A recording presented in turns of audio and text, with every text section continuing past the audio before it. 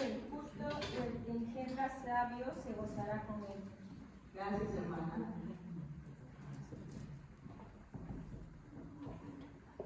A ver. El versículo que nos acaba de leer el hermano nos dice: el padre justo experimenta gran regocijo, quien tiene un hijo sabio se deleita en él. De los padres que están presentes aquí, sabemos que como padres, como madres, lo que nos causaría gran alegría es que nuestros hijos no estén bien.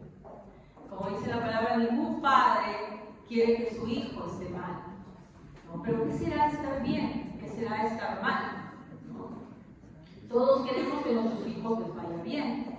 Muchas veces esto se combina con nuestros conceptos sobre lo que está bien y lo que está mal. Para nosotros, ¿qué será que nuestros hijos estén bien? ¿Qué piensan que puede hacer que nuestros hijos estén bien? ¿Que tengan salud? ¿No? ¿Que logren ser autosuficientes? ¿No? Tal vez que puedan ser felices. Todos estos son pensamientos, hermanos, que no voy a decir que son incorrectos. Está bien como padre. Nos debe deleitar y alegrar si nuestros hijos están bien de salud, ¿no? Si ellos logran autosustentarse, ¿no? Que sean felices también. Pero como padres cristianos hay muchas otras cosas que también nos importan. Y lo más importante para nosotros es que nuestros hijos sean de cosas sanos, ¿verdad? ¿Eso por qué? Porque lo primero que dije es muy importante, pero es solamente por un tiempo limitado. Si tenemos fe en Jesucristo, sabemos que sucederá, pues tal vez lo que viven nuestros hijos, con mucha suerte, 70, 80 o 90 años, ¿no? Pero después de eso, los que tenemos fe en Jesucristo, sabemos que hay una vida eterna, y eso también tiene que ser objeto de nuestra preocupación, ¿verdad? Entonces, la palabra de Dios nos dice: el padre del justo experimenta gran regocijo, quien tiene un hijo sabio se deleita en él. Ahora, ¿por qué yo tengo un hijo sabio? Porque yo tengo un hijo justo, ¿no? Cuando estoy refiriendo a justo en la palabra de Dios, se está refiriendo a este hombre, ¿no?, que cree en Dios. La palabra de Dios, primero que dice que nadie es justo, ¿verdad? La palabra de Dios dice que no hay ningún solo justo. ¿Dónde lo dice? Ya lo sabemos, dice el libro. Hasta acá cada rato el hermano nos dice: no hay ningún justo, ningún. Está en Romanos, ¿en qué parte, hermano? ¿Cómo? 3:23, 3:22. A ver quién lo puede leer, por favor. ¿Qué dice la palabra de Dios?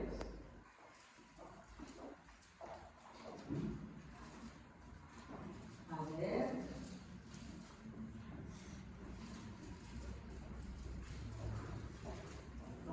A ver si el fondo alguien lo puede leer. Amén. Por cuanto todos pecaron y están destituidos de la gloria de Dios.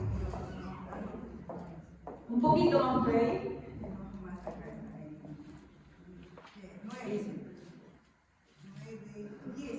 Como está escrito, no hay justo ni Ahí uno. está. Muy bien. Nos dice la palabra de Dios que no hay justo ni aun uno. Pero hermanas, acabamos de leer que el padre del justo experimenta gran regocijo. ¿Cómo pues que hay porque su padre es injusto, ¿verdad? ¿A qué justo se estará refiriendo? Si la Biblia nos dice en Romanos que en este mundo no hay ningún justo, o sea, en el mundo no hay ningún justo, ¿cómo pues? Si no dice esto Romanos, en Proverbios nos dice que el padre del justo experimenta gran regocijo. ¿A qué justo se refiere? A lo que es justificado por Cristo. Muy bien, ¿no? Nosotros somos declarados justos, ¿verdad? Pero porque nosotros somos muy buenos y nos portamos muy bien, no. Somos justificados por el sacrificio que hizo nuestro Señor Jesucristo, ¿verdad? Entonces, solamente hay justo, necesitamos la verdad, porque no hay justo, solamente es considerado justo en Cristo. Entonces, si solamente somos considerados justos en Cristo, ¿a qué se referirá Proverbios 23:24? El padre del justo experimenta gran regocijo. Ya, vamos a juntar todo. El padre del hijo creyente experimenta gran regocijo. Estamos hablando, hermanos, de las personas que confiamos en Dios. Yo sé que en el mundo se puede tener un concepto diferente, ¿verdad? Como le decía al principio. No, el padre que se regocija es porque su hijo es profesional, porque es muy feliz, ¿no? Porque tiene salud, porque, qué sé yo, es autosuficiente. Y no está mal, ¿ya? Pero el padre cristiano, el padre que realmente tiene fe en Dios, se regocija en que su hijo sea justo, no por él mismo, sino en Cristo. El padre cristiano que sabe, realmente tiene fe que hay una vida eterna. ¿Saben que hay una vida eterna? ¿Creen en eso? Amén. Si yo creo en verdad, muchas veces yo puedo creer de boca para afuera, sí, yo sé que no cielo, infierno, sí. Pero ¿sabes cuándo te das cuenta que si hay una fe verdadera? Bueno, uno de los demás es cuando de verdad te preocupas por ese reino antes que por este reino. ¿Ya? Si yo estoy solamente afanado, ¿no?, en que mi hijo pues tenga todo lo que necesita para este mundo, solamente el 90-95% de mi vida que yo considero de ser buen padre es dedicarme, que si lo digo que esté mal, porque la palabra también de madre que vamos a esto, a que mi hijo esté bien vestido, bien alimentado, no tenga anemia, ¿no?, que estudie, qué sé yo. Si solamente dedico eso, mi tiempo, pienso que eso es ser buen padre, no soy un padre cristiano, porque me estoy preparando, sí, es cierto, pero para este mundo. Muchas veces escuchan, ¿no? Es muy costumbre, ¿no? Él es un buen padre, o yo soy un buen padre. ¿Por qué? Porque yo doy para mis hijos. Yo doy para ellos, yo los sustento, yo no soy un padre que se va, yo le he pagado sus estudios, le he pagado su comida. Es cierto, para el mundo puede ser un buen padre, pero para Dios, no. Para Dios, el buen padre es aquel que no solamente se preocupa por el sustento terrenal, sino mucho más por la vida espiritual que viene después. Si yo tengo fe, realmente sé que las promesas que están en la Biblia sobre la vida eterna son verdad, que lo que dijo mi Señor Jesucristo es verdad. Sabemos que nuestro Señor Jesucristo habló más que todos en la Biblia sobre el infierno. Es más, tú no encuentras en la Biblia que se hable tanto sobre el infierno que de la boca de nuestro Señor Jesucristo. Él habla una y otra vez del infierno. Así que si tú incluso no quisieras prestar atención al Antiguo Testamento, porque piensas, no, qué sé yo, ¿no? Erradamente, que ya es una parte que ya pasó el Antiguo Pacto. O piensas, como otros también piensas que las cartas de Pablo y demás, como que no se complican el asunto, y solamente leyeras lo que es los evangelios con la palabra de la boca de nuestro Señor Jesucristo, Él habla muchas veces del infierno. Él habla de salvación, de su reino, habla mucho de su reino, igual, ¿no? Mirad que el reino de los cielos se parece a eso. Pero en cada ocasión que habla del reino de los cielos, habla del infierno, que hay otro lugar. Entonces, si yo realmente me digo cristiano, tengo que tener fe en Cristo, en que existe un reino de los cielos y en que existe un. Y que como padre me corresponde una responsabilidad. Si bien es cierto, todo está en las manos de nuestro Dios, porque creemos en un Dios soberano, nosotros somos instrumentos, ¿verdad? Instrumentos para que estos hijos que tenemos, ¿qué cosas? Sean conducidos a Dios. Vamos a buscar, hermanos, un momentito, por favor. Romanos 10:14. ¿Qué dice en Romanos 10:14?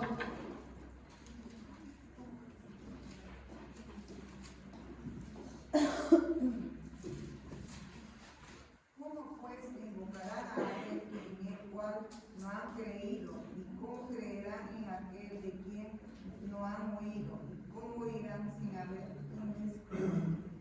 Amén. Yo sé que ese versículo muchas veces es utilizado para lo que es el evangelismo, y es verdad, es adecuado para ello, pero igualmente es adecuado para los padres, Porque los que dirigen a sus hijos a los caminos de Dios son los padres, ¿no? Entonces nos dice, ¿cómo invocarán a aquel a quien no han creído? ¿Y cómo creerán a aquel que no han oído? ¿Y cómo irán si no hay quien les predique? ¿No? A veces pueden decir, ¿por qué un hijo no creería en Dios? Hay muchos motivos, pero el principal es porque la casa no ha recibido esa amor de Dios. Y no es que confiemos en la tarea de la madre, ¿no? No digo que la madre no tenga su responsabilidad, claro que sí tiene su responsabilidad, pero la principal es del padre. ¿Cómo va a oír tu hijo si no hay quien le predique? No hay quien le hable de Dios.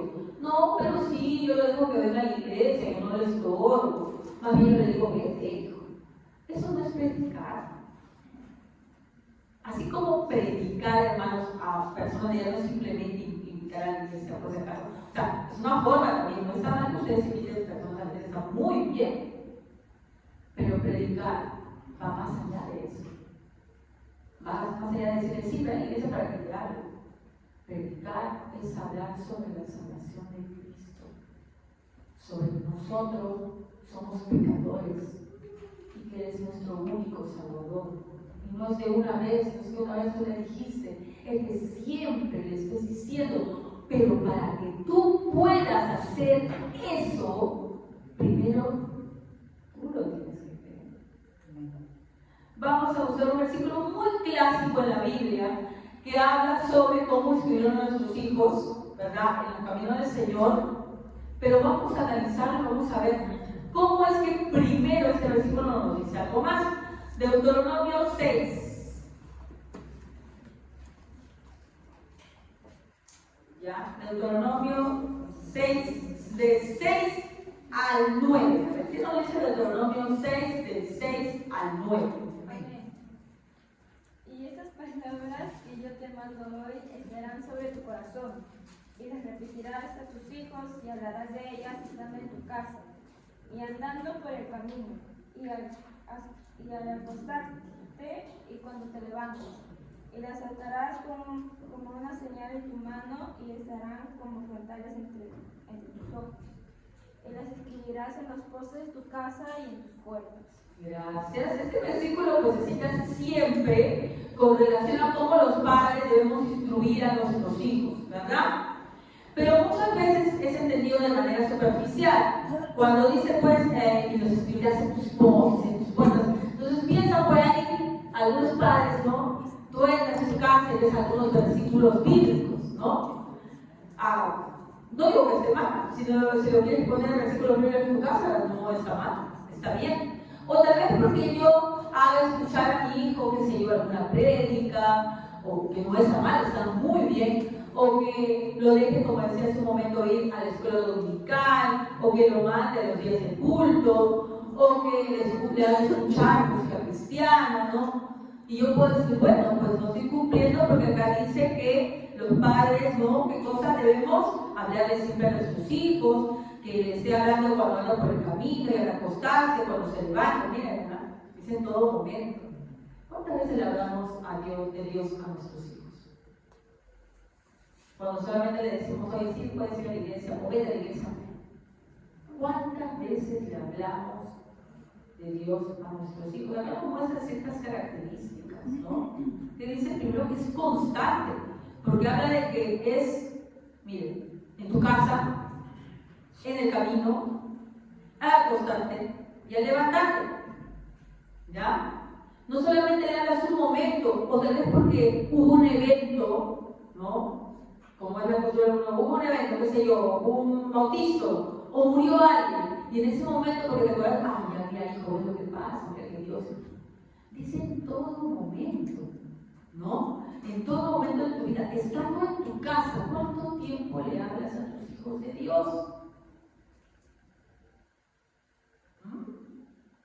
¿Cuánto tiempo le dedicamos a hablar a nuestros hijos de Dios?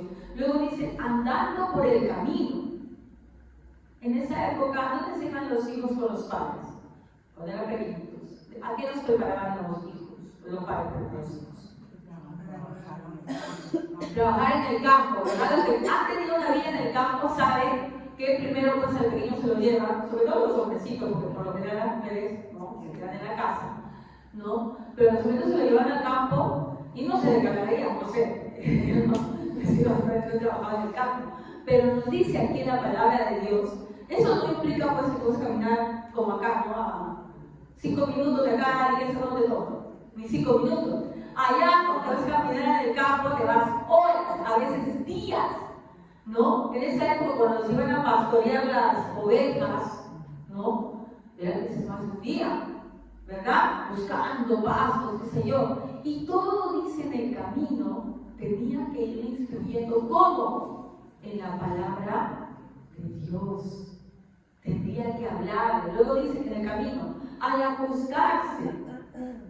A veces en la casa tenemos, la verdad es que tenemos una vida muy desordenada.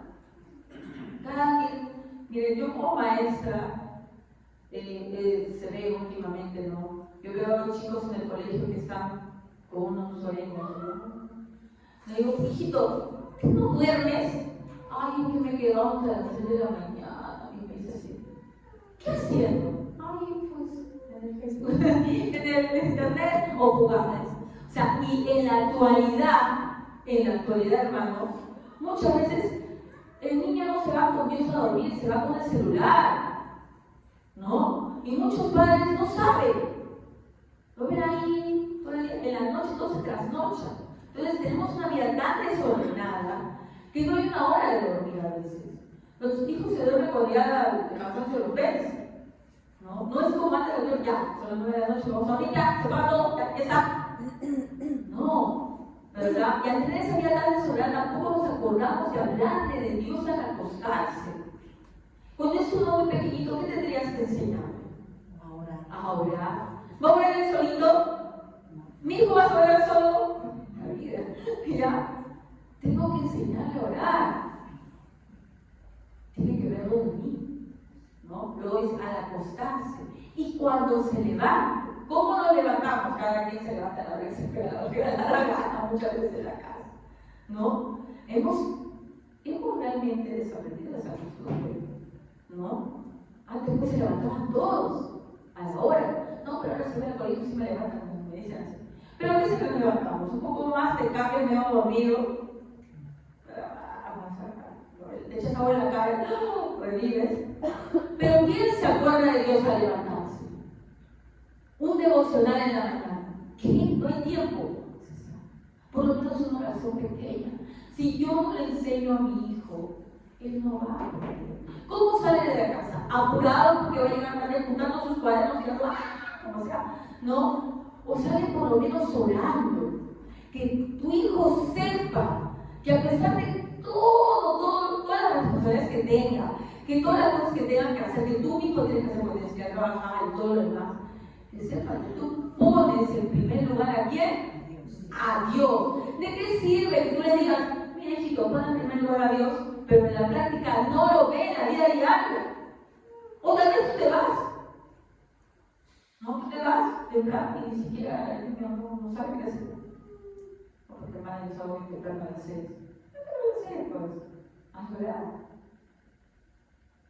O yo vengo muy tarde de trabajar. Entonces, si yo vengo muy tarde de trabajar, de alguna manera tengo que pensar, tengo que ver, es que como padre me implica cubrir todo eso. Eso es lo que estaba diciendo. Muchas veces, esta semana estaba tratando justamente el tema de madres adolescentes en el colegio, sobre cómo hay un alto porcentaje en nuestro país de madres adolescentes, ¿no? El 14% de adolescentes son madres en nuestro país, ¿ya?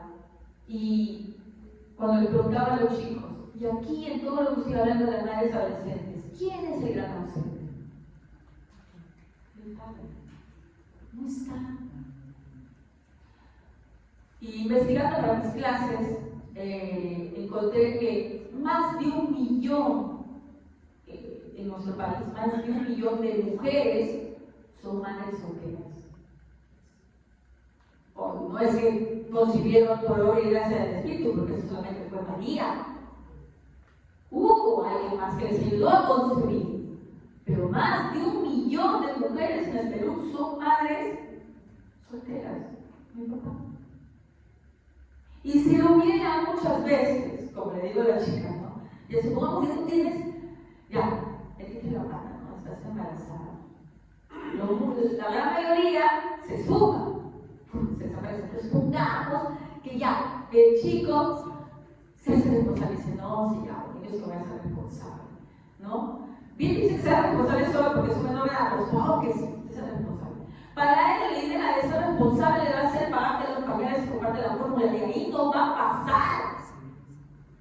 Yo le voy a hacer a mi chica, porque no soy de la boca, le voy a hacer a mi chica para que se dé cuenta, para que despierte. Porque muchas veces en nuestro país el concepto de buen padre está en que yo doy para que cobra. Yo mientras que se vista, yo le hago el colegio. No, no soy un buen padre. Pero en la Biblia, si creemos en esto, dejemos que sea un concepto de buen padre para el mundo, de los que no conocen a Dios. Pero para los que hemos tenido el gran privilegio de conocer a Dios, eso no es solamente ser buen padre. Tenemos muchas cosas más que hacer y lo principal es nuestra instrucción en el camino de Dios. Porque no nos puede preocupar solamente esta vida. Y si yo tengo un 100% de dedicación que le doy a mi hijo, y le estoy dando 90% de dedicación a lo que solamente lo que es en esta vida, estoy mal, pues. Lo principal tiene que ser que mi hijo conozca a Dios. No digo que no se tenga que dejar de lado, porque la Biblia también dice que el que no da para su casa es peor que un incrédulo. O sea, tampoco puede ser que un padre que se diga, yo voy a dedicar a Dios y no por la verdad mis hijos están mal. Obviamente. El padre tiene que sustentar su casa. Eso está dicho en la Biblia. Y por el sentido común. Pero como padre cristiano nos corresponde mucho más. Entonces continuamos con Deuteronomio, ¿no? Dice que le repetirás a tu hijo y la hablarás de ella estando en tu casa y andando por el camino y al acostarte cuando te levantes. Y las atarás como una señal en tu mano. La voy a poner aquí, Dios te ama. No. ¿Qué querrá decir como señal en tu mano? Nos ponen un tatuaje. Porque ahora ves a la gente de tatuaje, señal. ¿Qué señal en tu mano? Ah, qué bueno. La mano demuestra acción. Y lo que yo digo tengo que hacer.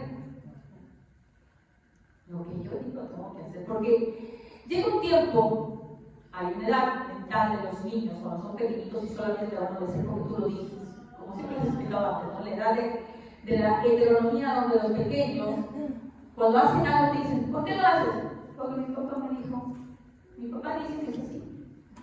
Pero esa cada vez se está cortando más, porque la inocencia de los niños, por decirlo de alguna manera, se está corrompiendo. Pero por lo menos a un niño de 5 o 6 años, mi maestro me dijo, mi papá me dijo, mi papá dice que es así. Esa es la etapa de la heteronomía, ellos van a obedecer lo que tú les digas. Y van a sufrir también, porque tú eres un mundo, tú eres un mundo. Y si te pasa algo aquí, o conoces algo malo, ellos también sufren mucho. ¿Ya? Pero luego pasando esa etapa, llegando a los 9, 10, 11, 12 años, ya no van a hacer lo que mi papá me dice, se van a cuestionar. Y lo primero que van a notar es, pero si tú no lo haces, tal vez no te digo porque te tienen miedo, porque algunos, no, han dado un correazo, entonces no, tampoco tonto de ese niño, o sea, tienen instinto de supervivencia, ¿ya? Algunos que han sido más condescendientes con sus hijos, sí, de frente se lo dicen, pero tú no vas, ¿por qué voy? Pero otros que han sido más rigurosos no se lo dicen, pero lo piensan y lo piensan bastante. Entonces, si nosotros realmente queremos que nuestros hijos nos obedezcan en ese aspecto, tenemos que ser ejemplo para ellos, ¿no? Y andarás en tu mano, y estarán como frontales entre tus ojos, una vez más, que tienen tus decisiones en casa, tus hijos tienen que ver que sean basados en Dios. Si tú decides tus cosas en tu casa en función a que si me conviene económicamente, si me conviene, qué sé yo, porque me da más satisfacción, entonces ellos van a aprender lo mismo. Ellos van a aprender que el dinero es más importante, que todo lo del mundo es más importante. Por decir, anda a tu fe. Miren, ya hacía, como les decía el día viernes, parece que predicaba. sobre los fariseos. ¿Se acuerdan los fariseos cómo eran hipócritas? ¿Qué hacían con esto? Para ver cómo lo habían tergiversado. ¿Se acuerdan que se ponían ellos? Cuando leen esto, ellos saben qué hacen. Agarran un trocito del Torah, lo ponen en una cajita y lo atan uno acá en su brazo para que esté junto a su corazón. Y lo atan uno acá en su frente. Parece que tiene la palabra de Dios en la frente. Pero eso es ridículo. Lo que se refería a la palabra es no que lo tengas en tu frente, lo tatúes, lo pongas así. Es que lo pongas primero, que esté primero en tu mente y por tanto sea, ¿no?, la directriz para que tú tomes decisiones. Tus hijos tienen que ver eso. Nada de las palabras que tú le hables va a servir si al final ellos ven que tú tomas tus decisiones en función a otras cosas. ¿Quién sabe? Tú trabajas y decides tu trabajo basado en lo que te va a dar más dinero y no en lo que te va a apartar de Dios o no. Y ellos van a aprender, así tú le hables, le digas 3000 veces que Dios es primero, hijo. Dios es primero. Si ellos ven que tú no pones a Dios primero, no te van a hacer caso. No te lo dirán, depende de la clase que le has dado. Pero lo piensan, interiorizan, y cuando ellos van a hacer lo mismo. ¿Se dan cuenta de la gran responsabilidad de ser padres? Si ellos ven, por ejemplo, ¿no?, ya estamos hablando de otra cosa, que tú tomas decisiones, y sabes, ay, no, es que, yo no, estoy cansado, hijo, estoy muy cansado porque trabajo duramente. Y dicen, bueno, pues ella ya no va porque ya estoy cansado. Ellos también van a hacer lo mismo. Todo lo que tú haces, si tú lo decides en función a tu satisfacción, a cosas materiales, ellos se van a dirigir por lo mismo, ¿no? Entonces continuamos, dice, y las atarás con una señal en tu mano, y les serán como frontales en tus ojos, y las escribirás en los postes de tu casa y en tus puertas, como decía al inicio, no veo versículos en fuera, porque así dice, estamos actuando igual que los fariseos, que pensaban que solamente era eso, sino que tu casa debe estar cimentada, ¿en qué? En Cristo. Tú tienes que dirigir toda tu vida a esto. Pero ¿cómo voy a hacer eso? ¿Cómo puedo hacer eso que tendríamos que retroceder los versículos anteriores? Porque yo a propósito me he salteado y he comenzado del 7, ¿verdad? O del 6, ¿no? Leamos desde el 4. A ver, Deuteronomio 4, 5.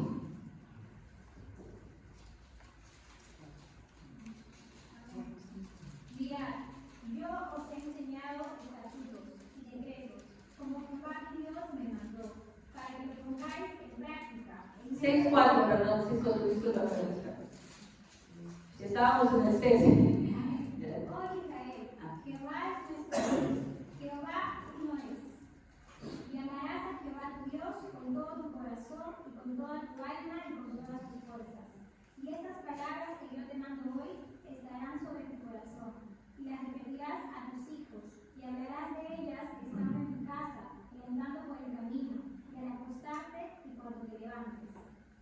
Y las atarás como una señal en tu mano, y estarán como un recordatorio ante tus ojos, y las escribirás en los postes de tu casa y en tus puertas. Gracias, hermano. Les he hecho leer 2 versículos anteriores, ¿ya? Y es que aquí encontramos la base de lo que habíamos dicho después, porque les había hablado, pues, ¿no?, de que sí, como padre tienes que hablar de Dios todo el tiempo, al amanecer, al acostarse, en el camino, toda su vida, que tienes que tú mismo atarlo con tu mano, en tu frente, que quiere decir que te dirijas mediante la palabra de Dios, que también tienes que sí, lo poner en tus puertas y todo lo demás, pero eso se sustenta, se basa, su cimiento está en los versículos anteriores. Cuando dice, oye Israel, Jehová nuestro Dios, Jehová uno es. Y amarás a Jehová tu Dios de todo tu corazón y de toda tu alma y con toda tu fuerza. Y estas palabras que yo te mando estarán sobre tu corazón. Si tú no tienes a Dios en tu corazón, no vas a poder enseñarle a nadie que sea, que ame a Dios. Si tú no amas a Dios, tu hijo no ama a Dios porque tú le digas que ame a Dios. Uno no da de lo que no tiene. No se puede. No se puede dar de lo que no tiene. tienes. ¿Cómo puedes enseñar a tus hijos paciencia si tú no eres paciente? Bondad si tú no eres bondadoso. Nuestros hijos son el reflejo de lo que nosotros somos. Yo les digo a veces mucho a mis hijos.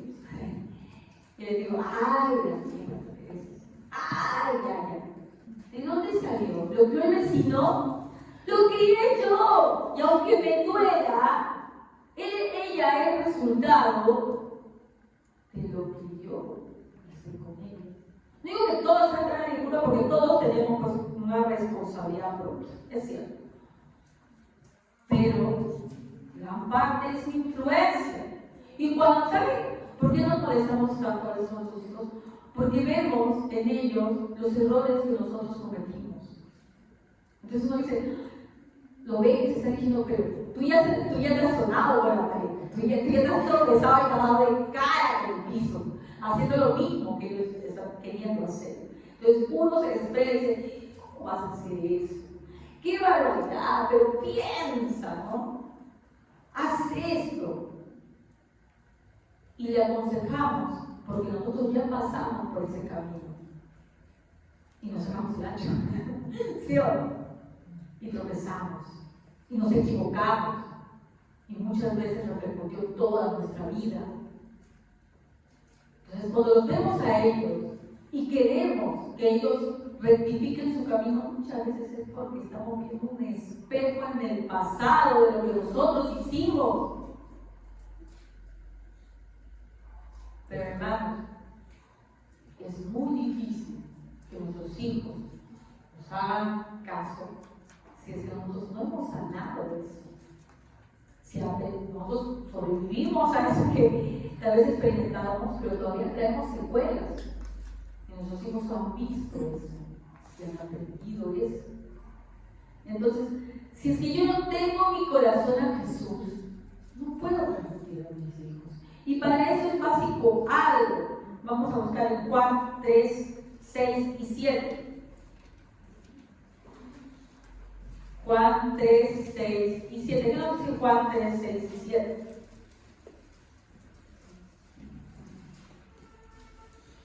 Amén.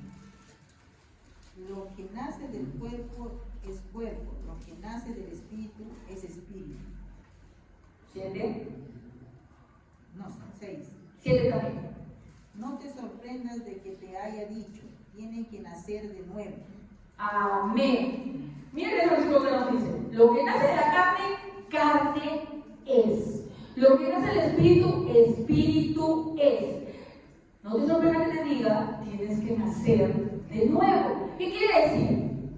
Que si tú tienes un hijo, hermanos, y tú no has renacido por el Espíritu Santo, tú no eres un creyente verdadero, lo que le vas a instruir, por más que quieras hacerlo, es carne. Tú no puedes enseñarle algo de Dios a tu hijo si tú no tienes a Dios en tu corazón, porque lo que nace de la carne, carne es. De personas carnales, ¿qué van a nacer? Hijos carnales. De padres mundanos, hijos mundanos. Con todo, no estoy diciendo que por ahí un cristiano no pueda, de alguna manera sabemos que también es así, que a veces de padres convertidos puede ser que uno se le descarrile. Pero no es la norma. Lo general es que la carne, hermanos, nace de la carne. Si tu hijo ha visto en tu casa tus ejemplos, van a repetir tus ejemplos, ¿verdad? Y por más que quieras, no nace el espíritu de la carne. Si somos cristianos carnales, van a ser hijos carnales, que amen más el mundo. Entonces uno se pregunta, ay, este chico rebelde, ¿cómo quiere ir a fiestas? ¿Por qué quiere ir a fiestas? Porque no tiene cómo. El niño nace. No, pero lo que pasa es que el colegio es el colegio, es cierto, el colegio, de verdad hay mucha influencia. Pero ¿por qué se dejaría más influenciado? Porque el rodeado de esa influencia. Desde muy pequeñito, a la gente le gustaba, entonces él fue viendo que tú valorabas más las amistades del mundo que las amistades de Dios. Pues, ¿qué cosa crees que va a aprender? ¿Qué va a aprender? ¿De dónde le sale? Ya como tú dices, ya, pero un gente de 18, 19 ya está bien, ahí está decidiendo por el mismo. Pero si un pequeñito de 11, 12 años, yo quiero ir a ese lugar, es porque eso vio, eso le mostraste, le rodeaste que te gustaba, pues está ahí, reuniones, qué sé yo. Me da mucha risa de un padre que su hijo toma, no sabe qué hacer porque su hijo toma. Lo hizo todo el tiempo, incluso el pobre niño ha dormido en una banca, cuando él se iba a una reunión familiar que estaban tomando y le vendió toda la bulla, durmieron entre dos banquitas ahí tapaditas de las justas, porque la mamá y el papá están todavía en la fiesta. ¿Qué cosa quieres que aprenda? Eso es lo que ha visto. He estado ahí. Por más que no le digas, hijo, que está mal tomar, que mira que lo tienes, que... Él lo ha vivido y desde muy niño aprendió, ¿no? Que mientras que tú te estabas chacoqueando, bailando, él estaba en un rinconcito, durmiendo. ¿Y crees que no te huele cuando hueles alcohol? Yo me acuerdo que cuando mi papá llegaba a veces, no muchas veces, porque él no era mucho de pero sí a veces me recordaba. No me gustaba como me molestaba. Yo decía, ¿no? Era niña y no podía directamente confrontarme, pero no me agradaba. Entonces, si tu hijo ha visto eso, ¿cómo crees que se siente? Todo, hermanos, trae repercusión. Todo trae repercusión. Nosotros vamos haciendo, cuando somos padres, y no nos damos cuenta qué les estamos haciendo a nuestros hijos. Mi padre tenía un problema mucho más grande, porque la bebida nunca fue su problema ya, tomaba de vez en cuando. Pero su problema más grande es que mi padre era mujeriego. ¿Y repercutió en la vida de sus hijos? Sí. Ninguno lo tuvo a tiempo completo. Ni los hijos de mi mamá, ni los hijos de la otra señora, y de la última niña que nació cuando nos enteramos al final, cuando él fallece a los 65, 63, ¿no? A los 63 que tenía una niña de 10 años. Ninguno de sus hijos disfrutó su padre a tiempo completo. Ninguno. ¿Por qué? Porque él priorizó sus deseos, su carne, que le traía a uno y otro por encima de sus hijos. Bueno, no voy por ahí porque se me puede interpretar. Uno piensa que cuando es adulto va a superar eso. Nunca lo superas. Siempre está ahí. Tú quisieras que hubiera estado todo el tiempo contigo, pero no es así. Pero eso, hermanos, ¿no? Son cosas que mi padre fue una persona que no conoció a Dios.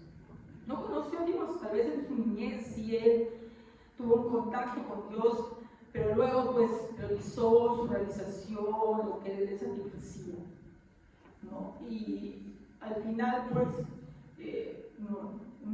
no sé si se abrió, yo espero que sí, que si Dios es un deseo, siempre va a salir esto. Pero puedo verlo en una persona que no conoce a Dios, pero hermano, lo que estamos aquí sí conocemos a Dios. Entonces, nuestra actitud debe ser diferente, ¿no? Entonces me dice, lo que es nacido de carne es.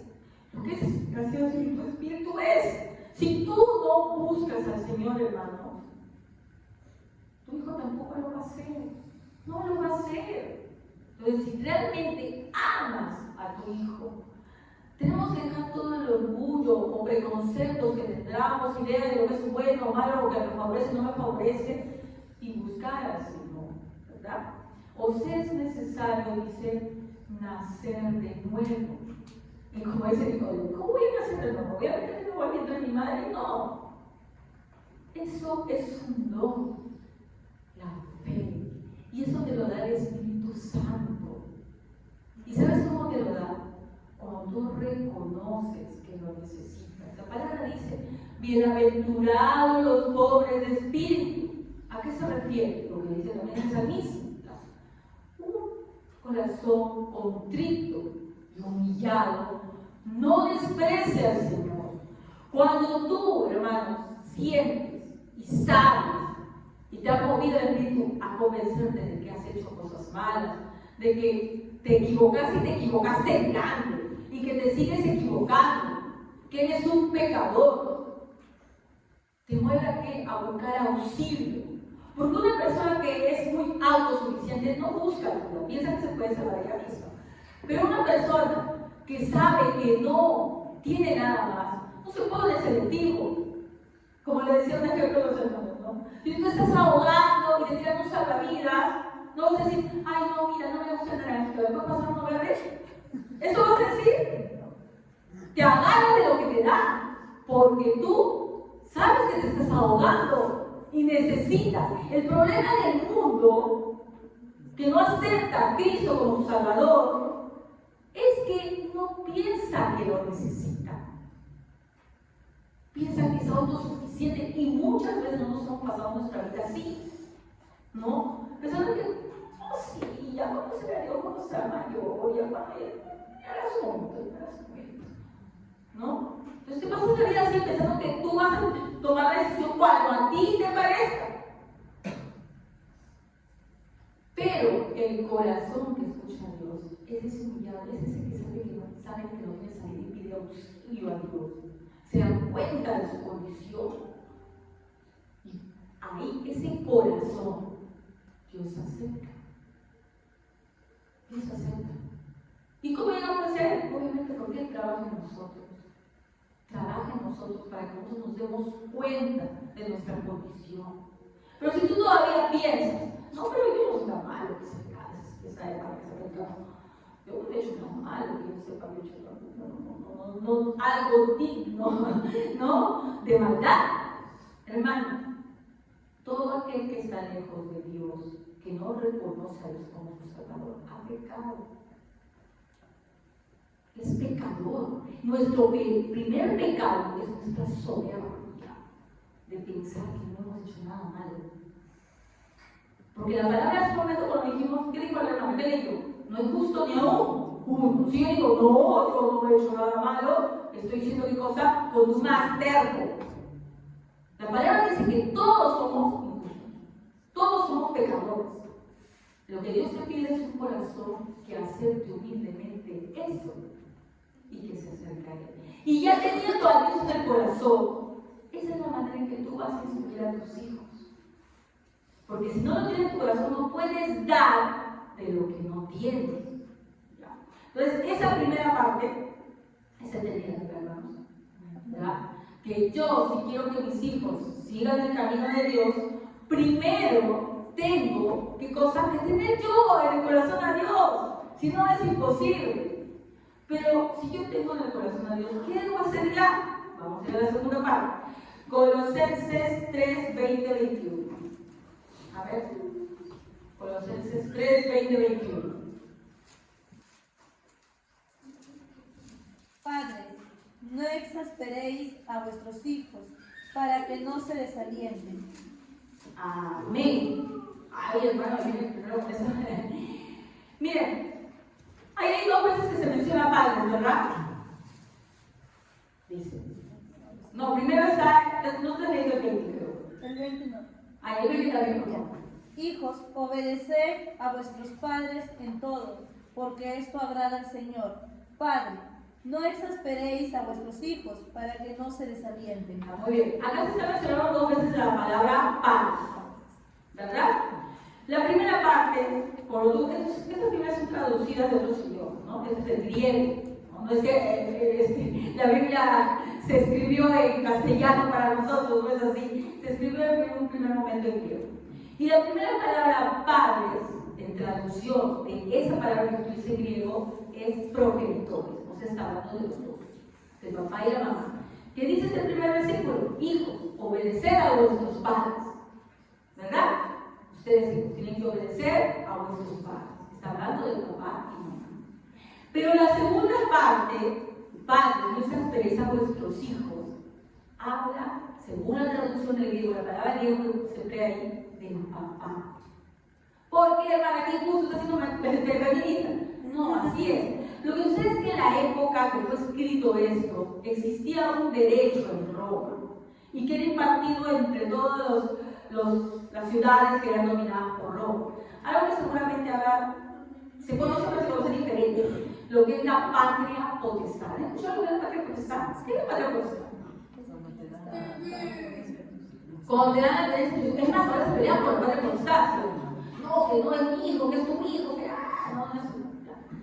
Quiero la patria potestad, que no, que se quiere criar conmigo. Ahora se pelean. En la época romana no era así. La patria potestad era un derecho de la mamá. Del padre. Exclusiva del padre. Por eso es que les digo que no es que esté siendo feminista diciendo, ay, no, al padre le solamente porque la mamá no. Es que aquí se está hablando, ¿no? El apóstol está hablando a una ciudad, en este caso a Colosas, los colosenses, que era una ciudad que estaba dominada también por los romanos, así como por los judíos también estaban dominados por los romanos. Y ahí se regía la ley de los romanos. Y la ley de los romanos hablaba de la patria potestad. Y en esa época no era como ahora, que era el derecho de entrar con tu hijito. No, en esa época era el derecho que tenía el padre, solo el padre. ¿Y a qué tenía derecho? Aquí vamos a ver. A ver, ¿a qué tenía derecho el padre? Dice, en efecto, se trataba de un poder absoluto e ilimitado de carácter vitalicio. Absoluto todo. Ilimitado hasta que se muriera, ¿no? De carácter vitalicio de por vida, ¿no? Que consistía en una serie de facultades conocidas como, ¿ya? Voy a decir una palabra en latín y lo que significaba. Primero, el ius vitae et nisi, poder de vida o muerte sobre sus descendientes. ¿Qué podía hacer el padre? Podía matar. Hay cartas en donde se ve que el padre está en la guerra y le dio una carta a su esposa. Le dice, ¿no?, que cuide muy bien a sus hijos. Y luego le dice, y sobre el que van a hacer, si es niña, ahógalo. Si es niño, consérvalo. ¿Ya? Esa era la patria potestad antigua. Ellos podían decidir quién vivía y quién moría, de quién se iban a hacer cargo y a quién iba a votar. Y por lo general la niña le votaba. Eso cambia cuando el cristianismo entra a Roma. ¿Ya? ¿Qué más? Otro, el eius exponendi, derecho a abandonar a sus hijos recién nacidos. Podía, como decía, tirarlo para acá. Luego, el eius vendendi, derecho de venderlos. Y el eius noxedandi, derecho de entregarlos a otro para librarse de ellos cuando eran ilícitos. ¿Ya? Esa era la patria potestad en la época romana. Por lo tanto, había muchos excesos. No es que la ley hubiera tenido la idea, ¿no?, de, ay, no, que me parece tanto el poder, pero como dice la ley echa trampa. Y los padres en esa época pues tenían el derecho y muchas veces abusaban de él. ¿Ya? Abusaban de él. Como les dije, en esa época, cuando una niña nacía, por lo general, como no las valoraban, las tiraban a la calle. Y ahí venían pues a veces las que eran, qué sé yo, señoras de sacerdotisas que las llevaban para el templo, no para ser sacerdotisas, ¿no?, sino para dedicarlas a la prostitución. Igual eran vendidas como esclavas. Ahí es donde llega el cristianismo. Y el cristianismo cambia esa visión. ¿Por qué crees que está diciendo aquí Pablo eso a los colosenses? Porque ellos tenían una idea muy errada de lo que era patria potestad. El padre pensaba que podía hacer lo que quería con los hijos. Si lo podía matar, también le podía flagelar hasta que estuviera vivo muerto. ¿Ya? Entonces, como estaba en esa cultura, en ese contexto, es que Pablo les escribe esta carta. Padre, ¿qué dice? No exasperéis a vuestros hijos. ¿Para que qué? Para que no se sientan, porque eran tan duros, tan rigurosos, que los chicos no tenían ganas de salir. Tenían tanto temor, no tenían amor a su padre, tenían miedo. ¿Ya? Entonces, está hablando en ese contexto. En la actualidad, yo va a ver, más bien el padre le tiene miedo al hijo. Ya nos hemos ido al otro extremo. No, ni un extremo bueno ni otro extremo tampoco. ¿Ya? Entonces, en ese contexto habla el apóstol Pablo. Le dice, no los exasperéis, no los maltratéis para que no se desalienten. Felizmente llega el cristianismo y cambia esas cosas. Y vamos a ver que luego que está el cristianismo, muchos emperadores más van cambiando la ley. Y ya van diciendo, por ejemplo, si un padre hace tal cosa con su hijo, va a ser sancionado, porque ya demasiado era, ¿no? Entonces, en este contexto nos dice, nosotros hermanos, tenemos que saber que si somos padres, no tenemos que instruirlos a nuestros hijos. Pero eso no quiere decir que instruirlos con tanta severidad que ellos se desalienten, ¿no? Que no tengan sentido su vida, son infelices totalmente, no puede ser así. Vamos a buscar otro versículo, son muy pocos los que hablan directamente de padre en este caso. Efesios 6:4. ¿Qué dice Efesios 6:4?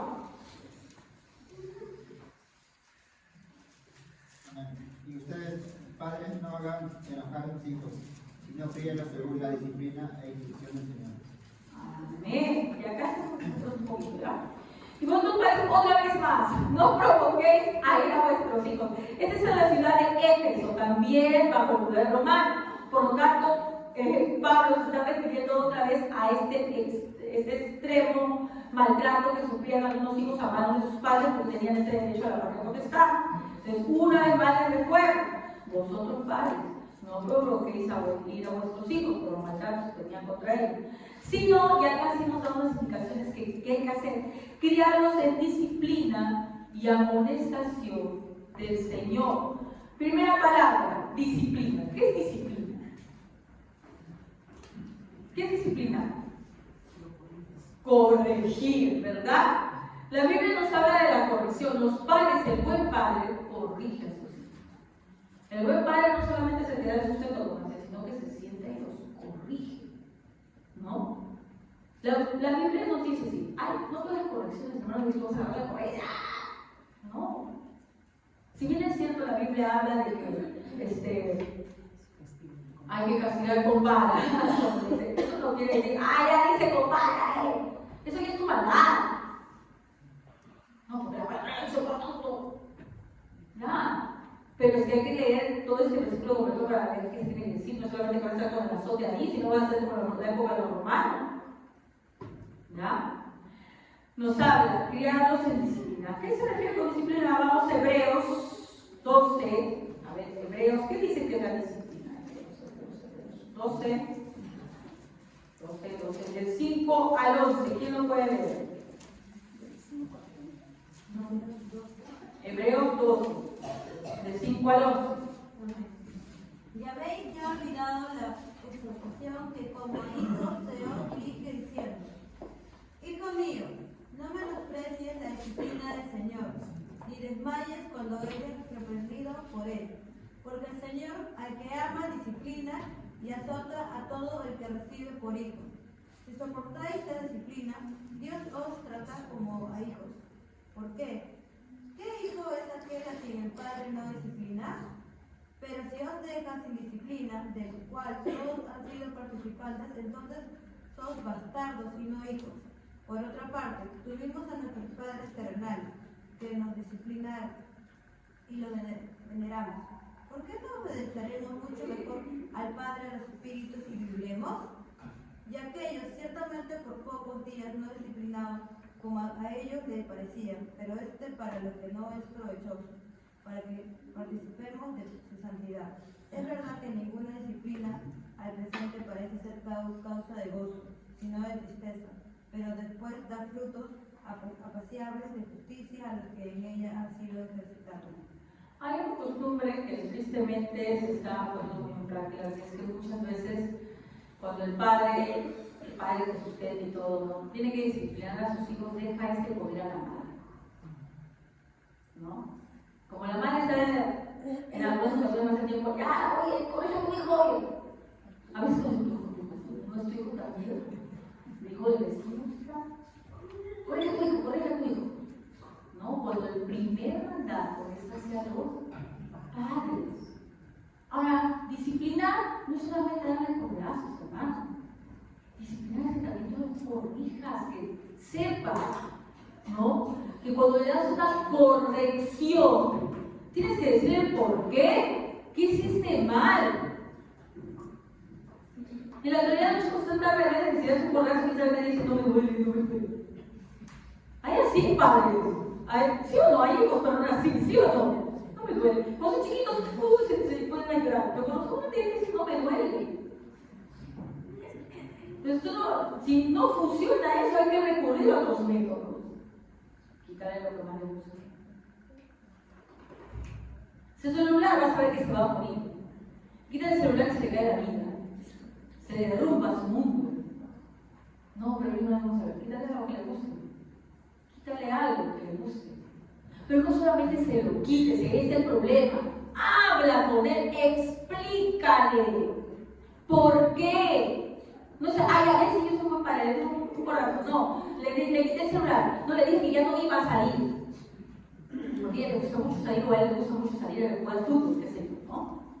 No solamente eso. La corrección es hablar con ellos. Explícale qué hizo mal. Y que todo tiene su consecuencia. Eso es amar a tu hijo, porque la palabra dice, ¿qué padre es aquel que a su hijo no disciplina? O sus bastardos. Dice, porque yo no voy a disciplinar al hijo de mi vecino, porque yo no tengo poder sobre él. No puedo disciplinarlo, porque no lo hago. Bueno, me puedo preocupar, no nada, pero no lo hago como mis hijos. Y el disciplinar implica tiempo. Y muchos padres han dejado esta tarea solamente a las madres. Y no es así. La principal persona que tiene que disciplinar a los hijos, no digo que el padre no, lo tengo que hacer también, tiene que hacer. En coordinación con el padre, porque no se pueden contradecir. No puede ser que el hijo esté con una pelota de ping-pong y diga, los hijos son bien buenos. Mi mamá no me dejó permiso, ahora voy con mi papá. Papá, ¿tú quieres salir? Ay, me voy a mamá, hija. O diga, primero te sentí tu mamá. Hasta que uno se decide y dice, ¿no? Y como no se acuerdan, después le dicen, no le dejaste salir, pues. Tú no puedes hacer eso. Te comunicas y decides, ¿verdad? Pero el padre tiene esta primera responsabilidad. Tiene que darse el tiempo, no es que uno sabe que trabaja todo el día. Es que el padre no solamente comienza en su momento sustentar la casa, ¿no? Es también hacerte parte de la crianza. Entonces, acá nos decía en Hebreos, aunque tus padres dicen que la amonestaban, ¿no? Como a ellos les parecía, pero Dios te amonesta para lo que es provechoso. Nosotros como padres cristianos tenemos que tratar, nunca volvemos, pero parecernos más al tipo de disciplina que da Dios. Dios no disciplina porque, qué bonito que eso. No, lo hace porque nos ama. Cada dolor que nos hace experimentar es porque nos ama, porque nos quiere y quiere que estemos con Él, ¿ya? Pero en el versículo que estábamos en Efesios 6:4 dice, sino criarlos en disciplina. Y aquí está la segunda parte. ¿Qué dice? En Efesios 6:4. Entonces no lo suelten, por favor. Y vosotros, padres, no provoquéis a vuestros hijos, sino criadlos en disciplina y amonestación del Señor. Y amonestación en el Señor. ¿A qué se referirá con amonestación? 1 Corintios 10:11.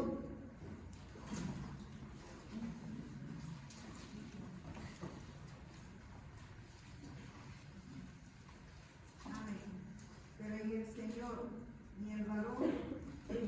1 Corintios 10:11. Y estas cosas les acontecieron como ejemplo, y fueron escritas para amonestarnos a nosotros, a quienes han alcanzado los fines de los siglos. Amén. En mi versión, y estas cosas les acontecieron como ejemplo, y están escritas para amonestarnos a nosotros, a quienes han alcanzado los fines del siglo. ¿Qué cosas? ¿De qué está hablando? Y esas cosas. Ahí es una referencia a cosas que pasaron en el Antiguo Testamento, ¿verdad? ¿Sí o no? Ya, entonces, ¿de qué está viendo? Todo lo que nosotros tenemos en la Escritura es para amonestación. ¿Qué nos dice en 2 Timoteo 3:16? Yo lo leo, ¿ya? 2 Timoteo 3:16. Toda la Escritura es inspirada por Dios y útil para enseñar, para reprender, para corregir y para instruir en la justicia. Otra versión dice para amonestar, ¿ya? Si tú quieres amonestar a tu hijo, hágase claramente amonestaciones del Señor. ¿Cómo lo tienes que instruir? ¿Cómo lo tienes que amonestar? Con las Escrituras. Si bien es cierto, tú puedes hablar de tu experiencia, que sí, mira, me pasó lo mismo. Es cierto. Pero como padre cristiano te corresponde amonestarlo con las Escrituras. Pero para que tú lo amonestes con las Escrituras, como dije hace un momento, lo que es nacido de carne es, lo que es nacido del Espíritu es. Si tú no tienes nada de las Escrituras en tu corazón, en tu mente, no puedes amonestarlo con las Escrituras. ¿Cómo si no las sabes? Es más, voy a decir algo bien triste, pero algunos de los hijos de acá saben más que sus padres. ¿Por qué? Porque mandan a sus hijos, escuchan la palabra, bueno, de todo lo que pueden escuchar por ahí que es cerebrito, pero escuchan algo. Pero tú no asistes. Y se supone que tú, para que tú lo amonestes, tienes que saber más que él. Tienes que estar más lleno de la palabra que él. No puede ser que tu hijo sea, bueno, no digo que esté mal, porque también estoy con la palabra de Dios que he aprendido. Pero lo correcto es que tú sepas más que él y lo sepas amonestar en la palabra de Dios, guiarlo. Si no, hermano, va pasando el tiempo y él te va a comenzar a hablar a ti. Sí, pero tú no sabes, no tienes. Y gloria a Dios, si Dios tuvo la misericordia, porque es misericordia que tu hijo, a pesar de ti, haya conocido a Dios. Pero lo triste es que sea a pesar de ti, cuando debió ser a través de ti.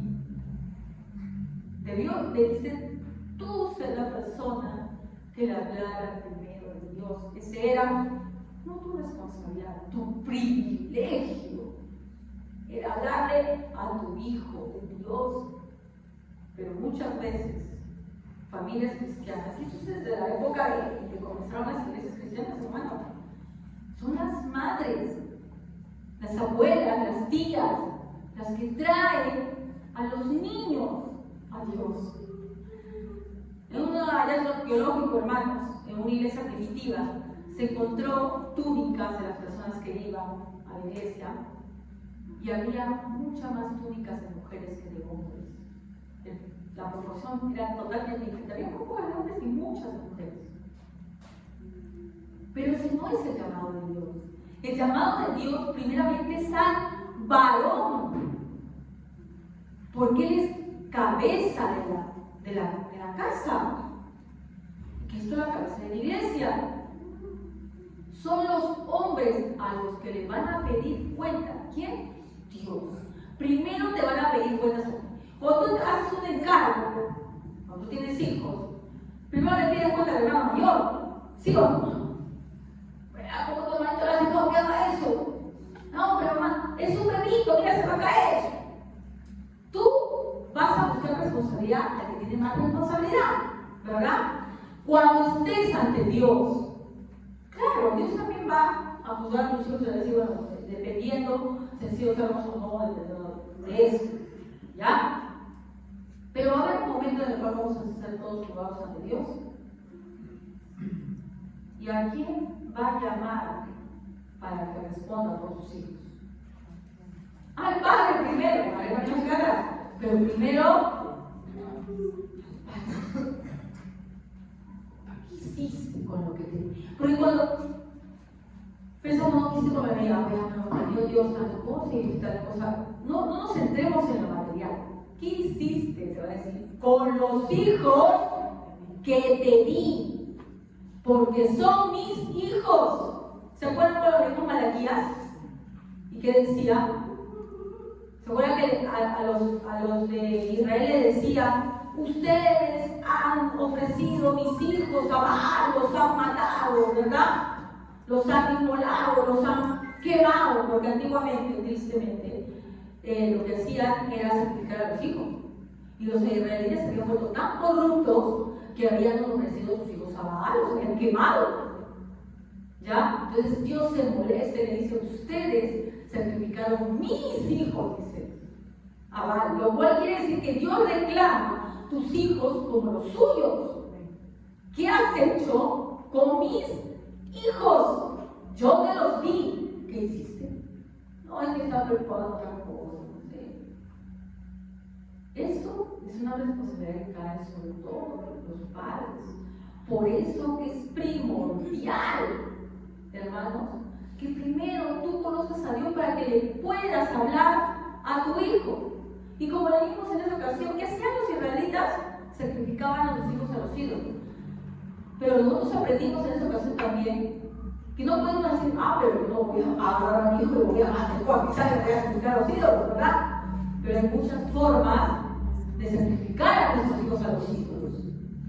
Y lo estamos haciendo. Cuando priorizamos el dinero a nuestros hijos, lo estamos sacrificando a un ídolo. Cuando priorizamos mi placer, que yo ame a una persona u otra, por encima de mis hijos, está sacrificando a ídolos.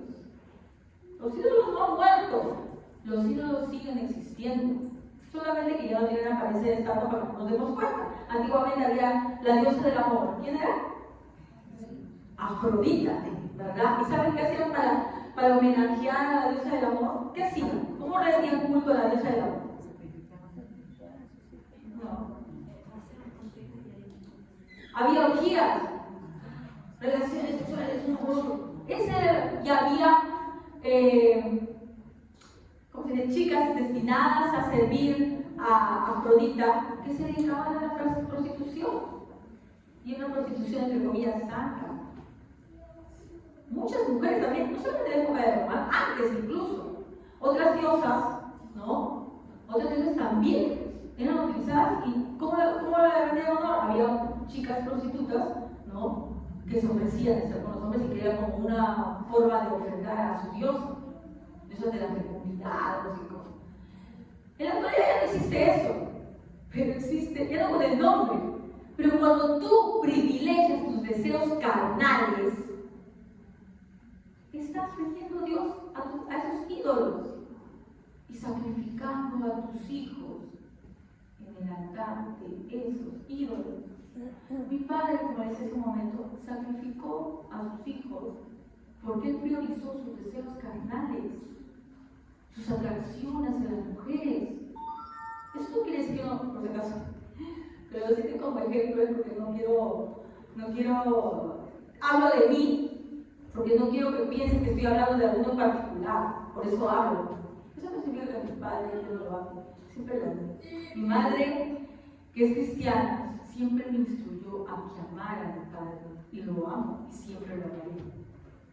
Pero hay que ver, como hija, saber los errores del padre. Entonces, a veces como padres estamos priorizando otras cosas, y sin darnos cuenta lo estamos sacrificando en el altar de los hijos. ¿Y qué nos pide el Señor? Volvemos a Efesios 6:4 para ir terminando. Dice: vosotros padres, no provoquéis ira a vuestros hijos, sino criadlos en disciplina y amonestación del Señor. Para que tú lo disciplines y lo amonestes en el Señor, primero tú tienes que tener a Dios en tu corazón. Entonces terminamos con el versículo que ya habíamos citado, pero que es muy importante. Juan 3, 6 y 7. Yo lo voy a leer. Lo que es nacido de carne, carne es. Lo que es nacido del Espíritu, Espíritu es. No te maravilles de que te dije, pues es necesario nacer de nuevo. Padre, ¿tú quieres lo mejor para tus hijos? No creo que ninguno me diga, no, yo creo que vaya mal. No creo. Todos acá queremos lo mejor para nuestros hijos. No creo que ni un padre, cuando llega a decir que sus hijos están perdidos, que están metidos cosas malas, sea feliz. ¿No? Somos felices si es que nuestros hijos les va bien. Pero para que tú quieras eso, hermano, para que tú realmente lo logres de alguna manera, primero, como dice aquí, dice, te es necesario nacer de nuevo. Tú tienes algo que puedes hacer. Ora a Dios, pero no, ora a Dios. Pídele que te haga ver tu pecado. Pídele que cambie tu corazón. Porque si Dios no transforma tu corazón, Por más que tú tengas el esfuerzo y digas, ah, no, sí, ahora sí yo voy a actuar como un buen padre, ahora sí voy a, no solamente voy a dedicar el tiempo con mis hijos, también voy a hablarles y todo lo demás. O sea, no. Todo lo bueno, todo lo perfecto, dice la palabra, proviene de Dios. Separados de Él, nada podemos hacer, por más que tú pienses que lo estás haciendo bien, entonces mal. Todo lo que podemos hacer lo hacemos en el Señor. Separados de Él, nada podemos hacer. Entrégate a Dios. Reconoce tu pecado. Que Él, en su palabra ha dicho que un corazón contrito y humillado, Él no desprecia. Y cuando tú eres renacido por el poder de Dios, entonces vas a poder criar a tus hijos bien. Vas a poder criarlos no solamente para esta vida, estamos bien, hermano, sino también para la vida eterna. Amén, hermanos. Vamos a ponernos de pie.